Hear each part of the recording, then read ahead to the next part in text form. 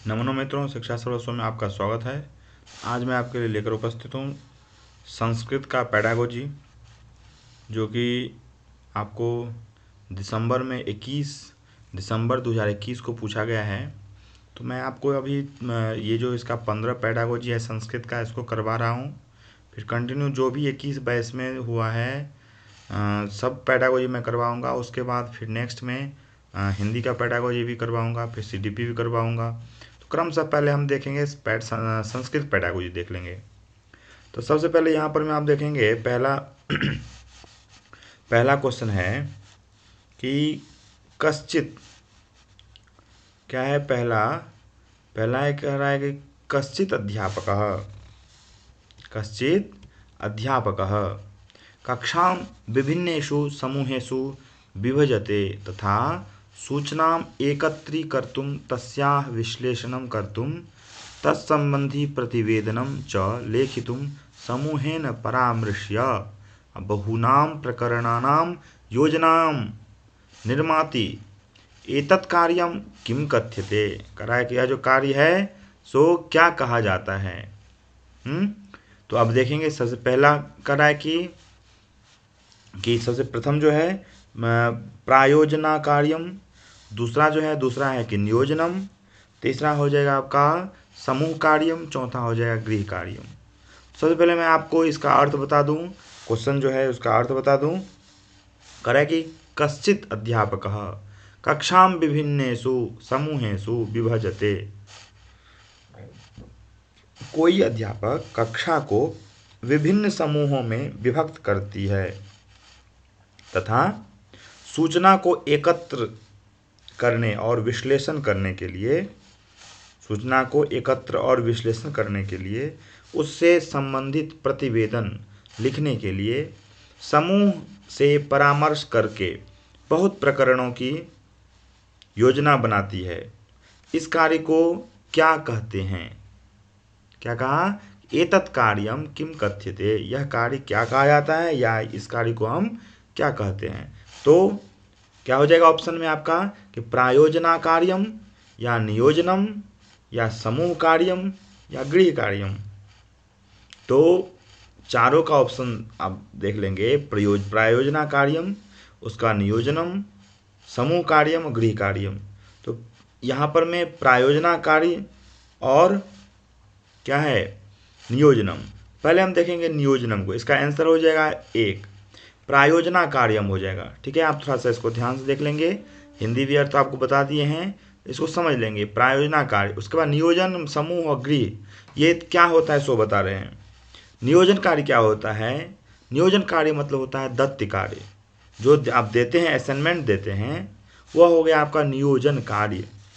इसमें शिक्षक क्या करते हैं, तो छात्र को पढ़ा दिए हैं उस विषय पर एक कार्य करवाता है, ठीक, जिससे उनके ज्ञान में विस्तार हो सके। ठीक है, नियोजन कार्य हो गया। समूह कार्य क्या हुआ? समूह कार्य आपका हो गया ग्रुप वर्क, ग्रुप डिस्कशन। तो समूह वर्क जो है कह कि इसमें शिक्षक छात्र को समूह में विभक्त कर देते हैं और अनेक तरह के कार्य को करने के लिए कहते हैं। बात समझ गए? अनेक तरह के कार्य को करने के लिए कहते हैं। यह आपका क्या हो गया? समूह कार्य। अब देखिए गृह कार्य क्या है, तो गृह कार्य में देखेंगे आप, गृह कार्य में कह रहा है कि इसमें शिक्षक पढ़ाए गए पाठ से संबंधित प्रश्नोत्तर एवं अन्य कार्य करने के लिए छात्रों को देता है। ठीक है, तो ये आपका तीनों का हो गया। अब देखेंगे प्रायोजना कार्य क्या होता है। तो भाई प्रायोजना कार्य यह होता है कि कक्षा को विभिन्न समूहों में विभक्त करती है और क्या, तो सूचना को एकत्र करने और विश्लेषण करने के लिए उससे संबंधित प्रतिवेदन लिखने के लिए प्रायोजना कार्य के अंतर्गत किया जाता है। ठीक है, तो इसलिए क्या कहा, प्रायोजना कार्य, उससे संबंधित चीज़ों को विश्लेषण करने के लिए, उससे संबंधित प्रतिवेदन लिखने के लिए, इसको क्या कहते हैं? प्रायोजना कार्य कहते हैं। क्या कहा था यहाँ पर में कि कोई अध्यापक कक्षा को विभिन्न समूहों में विभक्त करती है तथा सूचना को एकत्र करने और विश्लेषण करने के लिए उससे संबंधित प्रतिवेदन लिखने के लिए समूह से परामर्श करके बहुत प्रकरणों की योजना बनाती है। तो बहुत सारे प्रकरण की योजना बनाती है, किसके माध्यम से? तो समूह के माध्यम से, ठीक है, समूह से परामर्श लेकर के। ओके, तो यही आपका परियोजना कार्य। जैसे इसका क्रम में परियोजना कार्य या प्रायोजना कार्य के अंतर्गत कक्षा में छात्र को विभिन्न समूहों में विभाजित कर और सूचना को एकत्र करने और उनका विश्लेषण करने के लिए प्रतिवेदन लिखने के लिए कहा जाता है। यह क्या होता है? मुख्यतया यह समस्या आधारित कार्य जो होता है उसमें विभिन्न समूह अपने अपने विचार प्रस्तुत करते हैं। जो भी लोग होते हैं अपने अपने विचार को प्रस्तुत करते हैं, यही प्रायोजना कार्य हो गया। ठीक है, इसका आंसर 1 हो जाएगा। अब देखेंगे नंबर 2 में, नंबर 1, अब नंबर 2 में देखेंगे आप। नंबर 2 में है कि निम्नलिखितेषु शिक्षा अधिकार अधिनियम CRTE 2009 विषयतः पक्षः अस्ति कः। अब कह रहा है कि निम्नलिखितेषु शिक्षा अधिकार अधिनियम CRTE 2009 विषयकः पक्षः अस्ति कः। कौन सा विषयक पक्ष है? तो इसका अर्थ हो जाएगा निम्नलिखित में से शिक्षा अधिकार अधिनियम CRTE 2009 विषयक पक्ष क्या है। ये CRTE 2009 का जो है सो अधिकार अधिनियम, इसका विषय पक्ष क्या है। ठीक, तो विषय पक्ष क्या है इसके बारे में यहाँ पर हम बता रहे हैं आपको कि शिक्षा का अधिकार अधिनियम 2009 में भाषा का माध्यम 8वीं कक्षा तक के विद्यार्थियों के लिए यथासंभव मातृभाषा में ही होना चाहिए, क्योंकि छात्रों को मातृभाषा में अधिगम सहजता से हो जाता है। छात्र को यदि मातृभाषा में अधिगम किया जाए तो पढ़ाया जाए तो ये क्या हो जाता है, उसमें आराम से क्या, बिल्कुल बच्चा सहज रूप से जान पाता है, समझ पाता है। ठीक, उसके बाद नेक्स्ट में कह रहा है आपको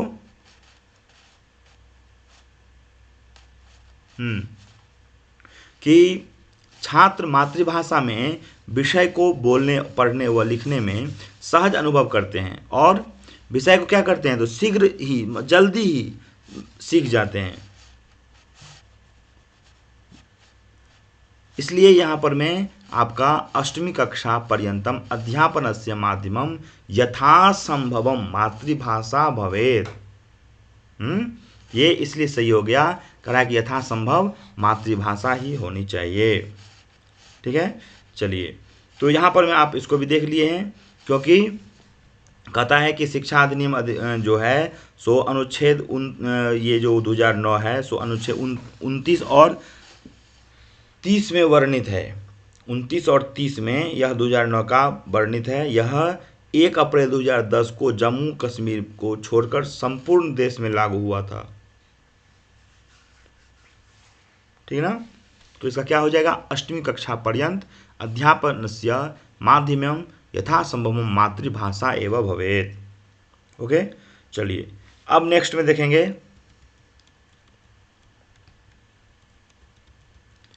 नेक्स्ट में कह रहा है यहाँ पर मैं आपको कि निम्नलिखितेषु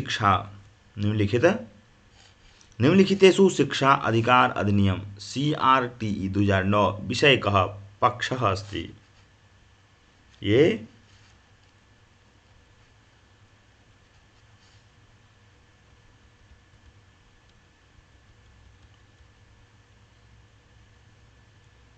क्वेश्चन रिपीट हो चुका है। मुझे लग रहा है कि रिपीट हो गया है। चलिए, रिपीट हो गया इसलिए हम नेक्स्ट क्वेश्चन देखेंगे। नेक्स्ट क्वेश्चन में कह रहा है, देखिए 1 मिनट, कहा है कि काचित् अध्यापिका प्रतिदिनं प्रथम कक्षायाः छात्रान् कथा श्रावयति। काचित् अध्यापिका प्रतिदिनं प्रथम कक्षायाः छात्रान् कथा श्रावयति, परंतु क्या कहा, परंतु पृथक पृथक शब्दार्थान वाक्यार्थान वा न विवृणोति। सा का पद्धतिं ग्रहीतुम् इच्छति। सा काम पद्धतिं गृहीतुम् इच्छति। तो आपको यहाँ पर देखना होगा कि क्या हो कह रहा है कि पहला क्या है, नैतिक मूल्यार्थम कथा श्रावणम, व्याकरण शिक्षणार्थम कथा श्रावणम, भाषा निवेशनार्थम कथा श्रावणम और शब्दकोश अधिगमार्थम उपकरण रूपेण कथा श्रावणम। ठीक, इसका अर्थ देखेंगे। अर्थ कर रहा है आपको कि कोई अध्यापिका प्रतिदिन प्रथम कक्षा के छात्रों को कथा सुनाती है, परंतु पृथक पृथक शब्दार्थों को और वाक्यार्थों का विवरण नहीं देती है। कथा सुनाने के बाद अलग अलग शब्द का विवरण नहीं देती है। वह किस पद्धति को ग्रहण करने की इच्छुक है, वह किस पद्धति को ग्रहण करना चाहती है। तो यहाँ पर में भाषा निवेशार्थम कथा श्रावणम, क्या हो जाएगा, भाषा निवेशार्थम कथा श्रावणम।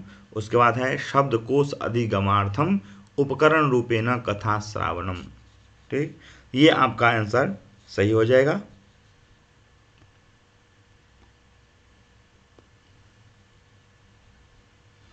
करें कि यहाँ पर में कि जो पहला नैतिक मूल्यार्थम कथा श्रावणम है, तो नैतिक मूल्यार्थम कथा श्रावणम का मतलब हो जाता है कि नैतिक मूल्यों के लिए कथा सुनाना, ये भी नहीं होगा।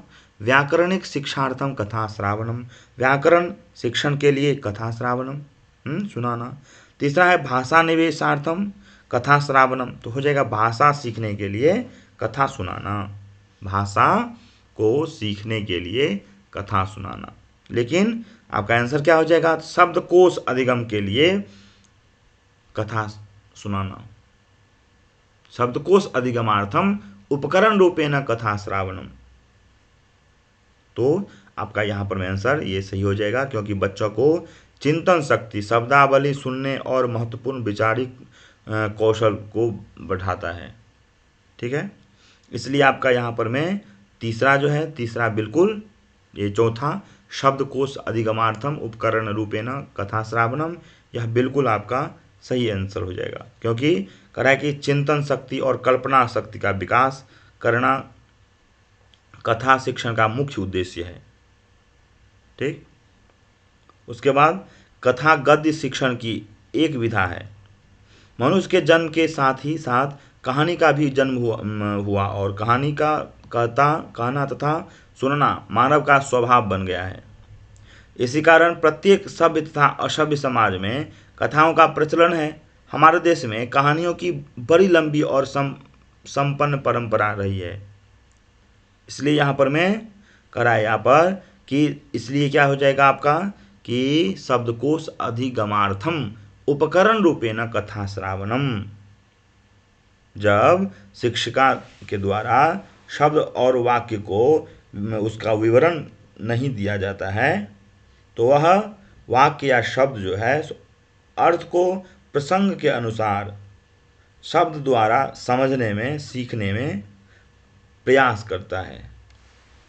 ठीक, इसके कारण से क्या हो जाता है, तो शब्दकोश में वृद्धि होती है। शब्दकोश अधिगमार्थम, शब्दकोश जानने के लिए शब्दकोश में वृद्धि हो जाती है।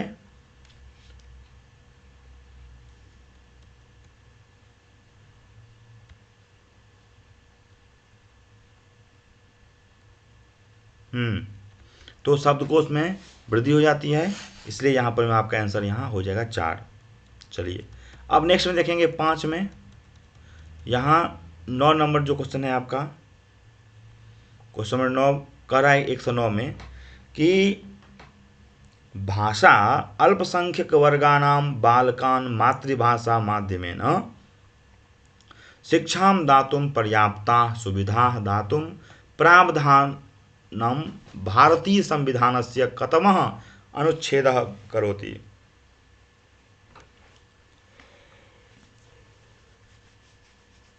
इसका अर्थ बता दें।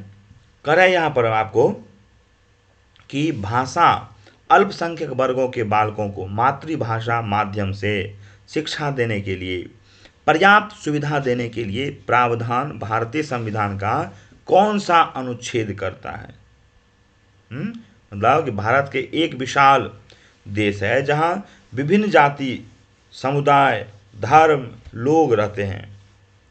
इन सभी के अधिकार की रक्षा हेतु भारतीय संविधान में कुछ प्रावधान किए गए हैं जो यहाँ पर में जाति, समुदाय, धर्म, इन लोगों में स्वतंत्रता रूप से सम्मान से जीने का अधिकार देता है। ठीक, तो इसका देख लेंगे यहाँ पर में कि अनुच्छेद यहाँ पर में 340 अनुच्छेद आपका यहाँ हो जाएगा आंसर, क्योंकि कराए कि भाषा अल्पसंख्यक वर्णों के बालकों को मातृभाषा माध्यम से शिक्षा देने के लिए पर्याप्त सुविधा देने के लिए प्रावधान भारतीय संविधान का कौन सा अनुच्छेद? तो मातृभाषा माध्यम मतलब भाषा माध्य से क्या कराएगा? मातृभाषा माध्यम से शिक्षा देने के लिए पर्याप्त सुविधा।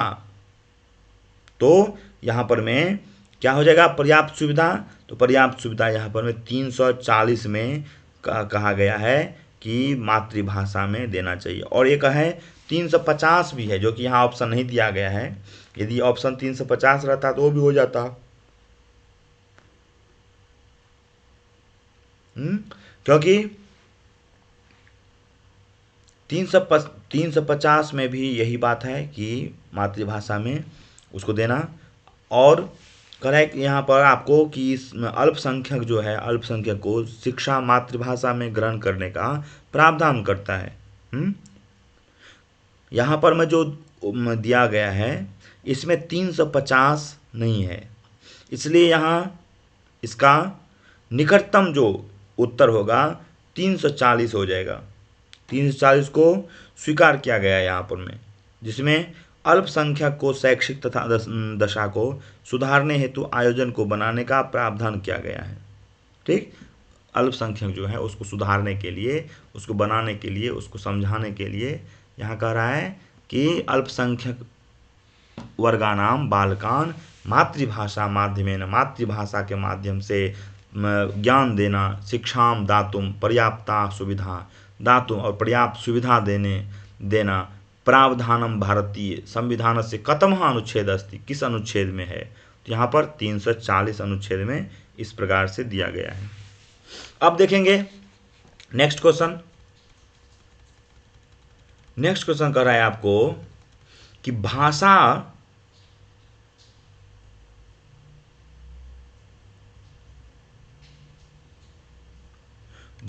अल्पसंख्यक वर्गानाम, फिर वही रिपीट, बार बार रिपीट कर रहा है।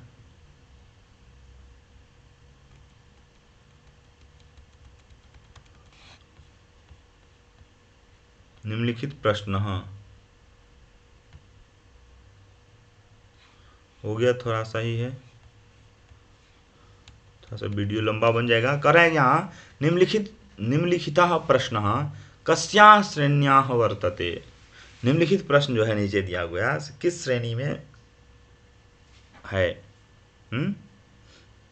तो यहाँ का क्या कहा? निम्नलिखित प्रश्नः कस्याः श्रेण्याः वर्तते। तो मान्यतां यत् भवान् कथायाः श्रावकः अस्ति, यस्यां श्रावकः ईश्वरः प्रति पत्रं लिखति, स्वानुभवान् वर्णयितुं पित्रं पत्रं लिखतु। तो क्या कहा? निम्नलिखित प्रश्न किस श्रेणी का है? पहला ऊपर निम्नलिखित प्रश्न कस्याः श्रेण्याः वर्तते, तो निम्नलिखित प्रश्न किस श्रेणी में है? नीचे जो कह रहा है कि मान्यतां यत् भवान् कथायाः श्रावको अस्ति, मतलब कि मानिए कि आप कथा के श्रावक हैं। भवान् श्रावकः अस्ति, आप कथा सुनने वाले हैं, कथा श्रावक हैं, जिसमें श्रावक ईश्वर को पत्र लिखता है। श्रावक क्या करता है? ईश्वर को पत्र लिखता है। श्रावकः ईश्वरं प्रति पत्रम लिखति। और क्या कर रहा है? तो अपने अनुभव को वर्णित करने के लिए मित्र को पत्र लिखो। अब कह रहा है कि ईश्वर को लिख रहा है तो अब अपने मित्र को वर्णित करने के लिए पत्र लिखो। ठीक, तो इसमें ऑप्शन कर रहा है कि आंसर इसका क्या हो जाएगा। तो पहला है कि विवरणात्मक प्रश्न, विवरणात्मक प्रश्न होना चाहिए। बहिर्वेशनम, बहिर्वेशन प्रश्न होना चाहिए। अनुमानात्मक प्रश्न होना चाहिए या रचनात्मक प्रश्न होना चाहिए। बताइए क्या होगा। फिर से सुन लीजिए, निम्नलिखित प्रश्न किस श्रेणी में है। तो मानिए कि आप कथा के श्रावक हैं, जिसमें श्रावक ईश्वर को पत्र लिखता है। अपने अनुभवों को वर्णित करने के लिए मित्र को पत्र लिखो। आप अपने अनुभव को वर्णित करने के लिए मित्र को पत्र लिखिए। तो आप क्या लिखेंगे इसमें से, कैसा प्रश्न सही होगा? तो यहाँ आपका बहिर्वेशन शब्द जो है, बहिर्वेशन शब्द यहाँ बिल्कुल सही हो जाएगा, क्योंकि कह रहा है आपको कि बहिर्वेशन प्रश्न से तात्पर्य यह होता है कि जिसमें पढ़ी गई सामग्री का बोध करना और सीखी गई सामग्री से संबंध स्थापित करना होता है, वही बहिर्वेदी कहलाता है। ठीक, इसमें क्या हो जाता है बहिर्वेदी में, तो किसी विषय वस्तु से बाहर अर्थात या स्वयं को जो अर्थ ग्रहण हुआ है, आपको जो भी अर्थ ग्रहण हुआ है उसको वर्णित करना होता है। अर्थात विषय वस्तु के अतिरिक्त, विषय वस्तु से अतिरिक्त अलावे जो भी है, उस जो ज्ञान या अनुभव हुआ है उसको सही से धारण करना, समझना। यह सामग्री का बोध कराने से संबंधित है, जिसमें श्रावक अपने मित्र को अपने अनुभवों से अवगत कराता है। क्या हो जाएगा यहाँ पर में, बहिर्वेशन शब्द यहाँ पर में बहिर्वेशन पत्र जो है बिल्कुल राइट होगा, सही होगा। ठीक, चलिए नेक्स्ट में करेक्ट। पठने निम्नलिखितासु, पठने निम्नलिखितासु का क्रिया उपकौशलम नास्ति।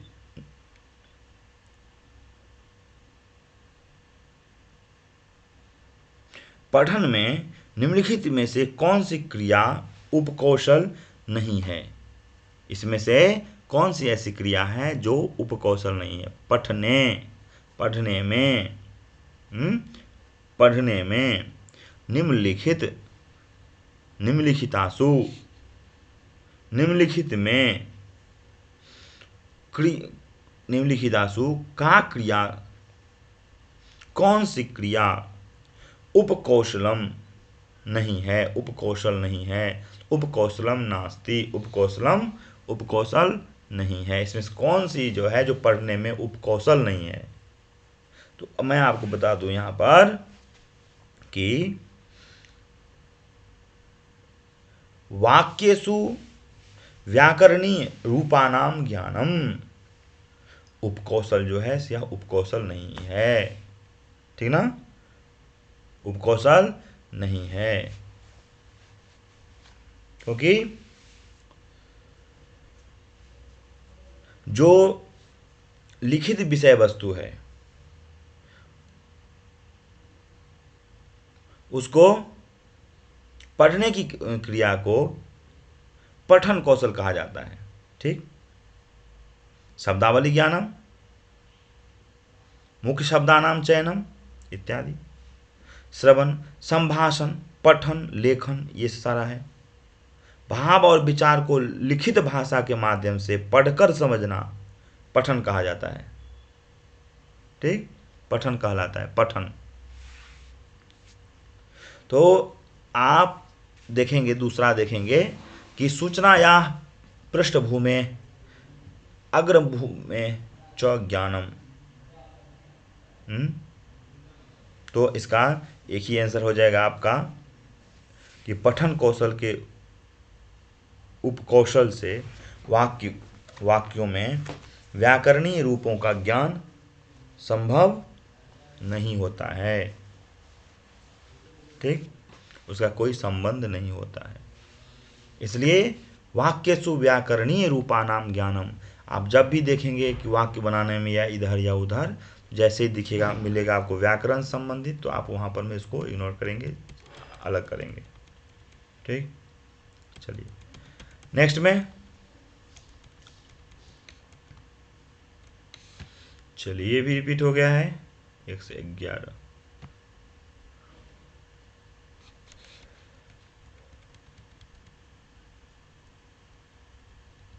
अब देखेंगे 112 नंबर क्वेश्चन को।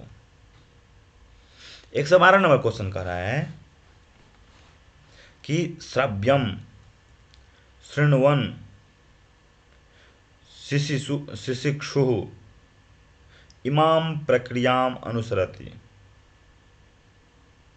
मतलब कि श्रव्य को सुनते हुए, श्रव्यम शृण्वन् शिशिक्षु, श्रव्य को सुनते हुए सीखने का इच्छुक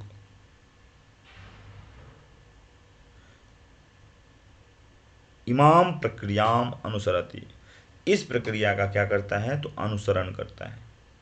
किस प्रक्रिया का अनुसरण करता है? श्रव्यम शृण्वन्, मतलब श्रव्य को सुनते हुए सीखने का इच्छुक जो व्यक्ति है वह इस प्रक्रिया का अनुसरण करता है। तो कौन कौन सी प्रक्रिया है भाई? तो मुख्य विचारम गृहीतुम श्रवणम, पूर्वानुमानम, निष्कर्षणम, संक्षेपकम। यम पद्धति का कथ्यते, यह जो पद्धति है सो क्या कहलाती है? तो देखिए इसको क्या क्या हो जाएगा इसका, तो अधोगामी प्रक्रिया इसका सही आंसर हो जाएगा। क्या हो जाएगा? अधोगामी प्रक्रिया, क्योंकि अधोगामी और ऊर्ध्वगामी, इसका मतलब समझ जाएंगे। ऊर्ध्वगामी क्या होता है? ऊर्ध्वगामी प्रणाली और अधोगामी प्रणाली। कह है कि सरल से जटिल की ओर इस प्रकार का दृष्टिकोण रखने वाली प्रणाली जो है वह ऊर्ध्वगामी प्रणाली कहलाती है, जिसमें पहले सरल विषयों का और फिर कठिन विषयों का समावेशन किया जाता है, वही आपका ऊर्ध्वगामी प्रणाली कहलाता है। ठीक, अधोगामी प्रणाली क्या है भाई? अधोगामी प्रणाली जिसमें ऊपर से नीचे की ओर की प्रक्रिया समाविष्ट हो, तो क्या हो जाता है? जैसे कक्षा का पुस्तक के प्रारंभ में कविता और कथा की दी जाती है, उसके बाद अक्षरों का लेखन आरंभ होता है। कक्षा पुस्तक में, कक्षा में अक्षर ज्ञान के बिना कथा और कविता को पढ़ना कठिन है।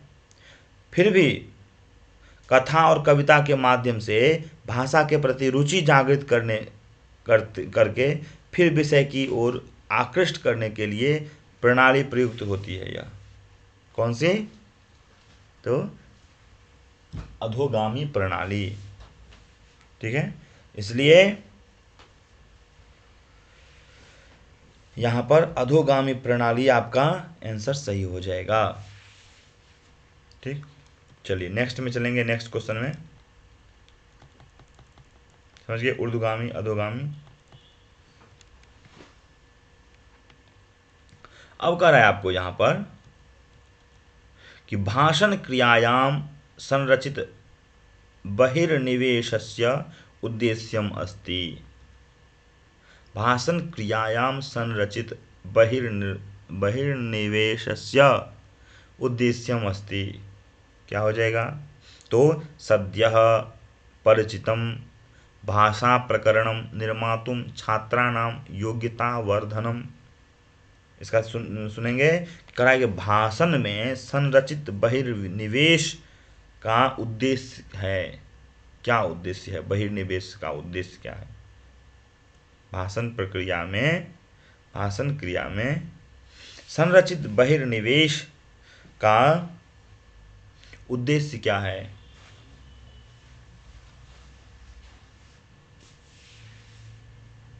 बताइए फटाफट।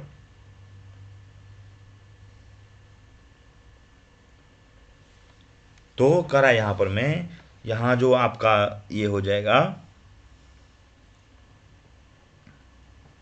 सद्य परिचितम भाषा प्रकरणम निर्मातुम छात्राणाम योग्यता वर्धनम। करा कि इसके द्वारा छात्र अधिक से अधिक भाषा संबंधित प्रकरणों का अभ्यास करते हैं, जिससे उनके भाषण कौशल का विकास होता है और भाषा संबंधित नए नए प्रकरणों को बनाने की योग्यता भी उनमें होती है। भाषा का जितना अधिक प्रयोग करेंगे आप, उतना ही उसको मस्तिष्क में आप भाषा को रख पाएंगे, नए विचार उत्पन्न होंगे, जिससे वे सभी परिचित भाषा से संबंधित प्रकरण जो भी है विषय वस्तु, उसका निर्माण करने की योग्यता को अर्जित करेंगे आप। तो ये सब है इसमें आपका सद्यः परिचितम भाषा प्रकरणम निर्मातुम छात्राणाम योग्यता वर्धनम, मतलब शीघ्र ही परिचित भाषा के प्रकरणों का निर्माण करने के लिए छात्रों की योग्यता में वृद्धि करना। ये आपका छात्रों की जो योग्यता, छात्राणाम योग्यता वर्धनम, जैसे योग्यता वर्धनम आ गया समझ जाना है। आंसर भी यही था, प्रश्न भी यही था कि भाषण क्रिया में संरक्षित बहिर्निवेश क्या है। तो भाषण की क्रिया संभाषण कौशल के संबंध है, जिसमें संभाषण कौशल का विकास किया जाता है। 4 भाषाई कौशल में संभाषण कौशल दूसरा कौशल है, दूसरा कौशल है संभाषण। भाषण की क्रिया में संरचित बहिर्निवेश का उद्देश्य यह है कि शीघ्र ही परिचित भाषा के प्रकरणों का निर्माण करने के लिए छात्र को योग्यता में वृद्धि की जाती है। ठीक है, चलिए नेक्स्ट में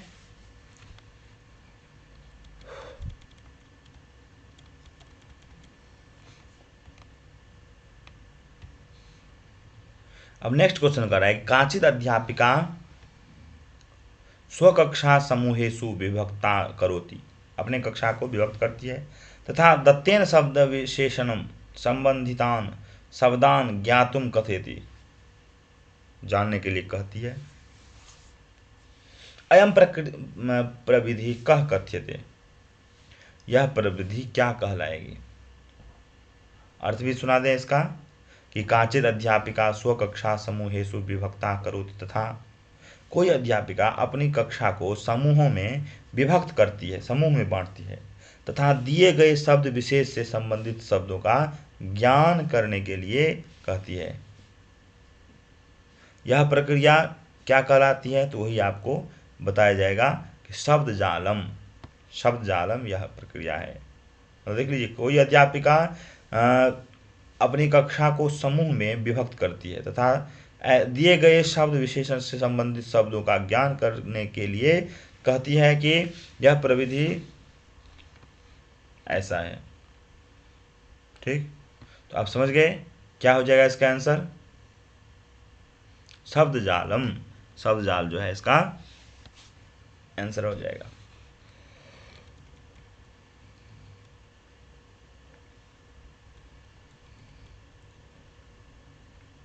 चलिए नेक्स्ट करा है, कीर्ति पंचमी कक्षायाः अध्यापिका अस्ति, सा छात्रा नेत्राणि पिहितुम् अकथयत्, तदा सा एकं वाक्यं द्विवारम् अपठत्, तदा सा तान् तद्वाक्यं लेखन पुस्तिकायां लेखितुं अकथयत्, सा इदं कार्यं पंचवाक्यानां कृते कृतवती, इदं कार्यं किं कथ्यते। अर्थ इसका सुनेंगे, कीर्ति 5वीं कक्षा की अध्यापिका है, उसने छात्रों को नेत्रों को बंद करने के लिए कहा। ठीक, नेत्रों को बंद करने के लिए छात्र को, तब उसने एक वाक्य को 2 बार पढ़ा, एक वाक्य को 2 बार पढ़ा, तब वह उनको उस वाक्य को लेखन पुस्तिका में लिखने के लिए कहती है कि इसको लेखन पुस्तिका में लिख लेना।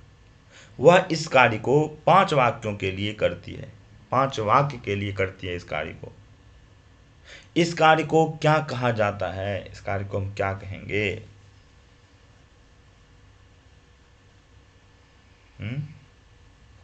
इस कार्य को हम क्या कहेंगे, तो श्रुतलेख क्या है? श्रुतलेख विधि सबसे पहले देख लेंगे कि श्रुतलेख विधि क्या है। श्रुतलेख सुना हुआ जो लेख है वही श्रुतलेख विधि है। अध्यापक के द्वारा किसी भी चीज़ को आप जब लिखते हैं, सुनते हैं और सुनकर लिखते हैं, विषय वस्तु को बोला जाता है अध्यापक द्वारा, और छात्र सुनता है, सुनकर बोली हुई विषय वस्तु को लिख देता है। इससे उनको अपनी भाषा को लिखने में सहायता प्राप्त होती है।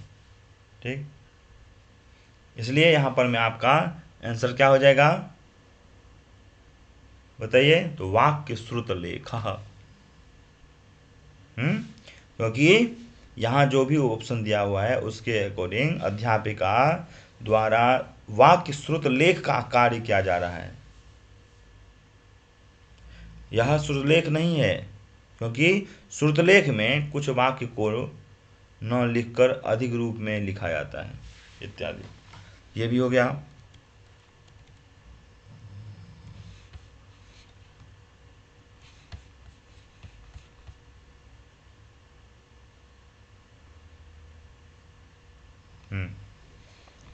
तो लास्ट था क्वेश्चन, तो हम देखें यहाँ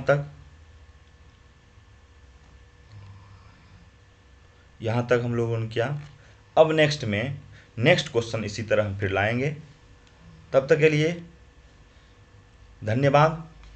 आप यदि अच्छा लगे थोड़ा सा देखना होगा इसको अच्छा से, क्योंकि धीरे धीरे चल रहा है। एक एक पॉइंट को मैं कर रहा हूँ, समझा रहा हूँ, बता रहा हूँ, अर्थ बता रहा हूँ, तो और अच्छा होगा, और अच्छा होगा, और अच्छा होगा। फिर हम दूसरे वीडियो लेकर आएंगे जो भी 21-22 में हुआ है। यदि आपको अच्छा, थोड़ा सा भी अच्छा लगा हो तो लाइक तो कर ही दीजिएगा, साथ में सब्सक्राइब भी कर दीजिएगा। चलिए ठीक है, फिर मिलते हैं नेक्स्ट वीडियो के साथ। तब तक के लिए धन्यवाद।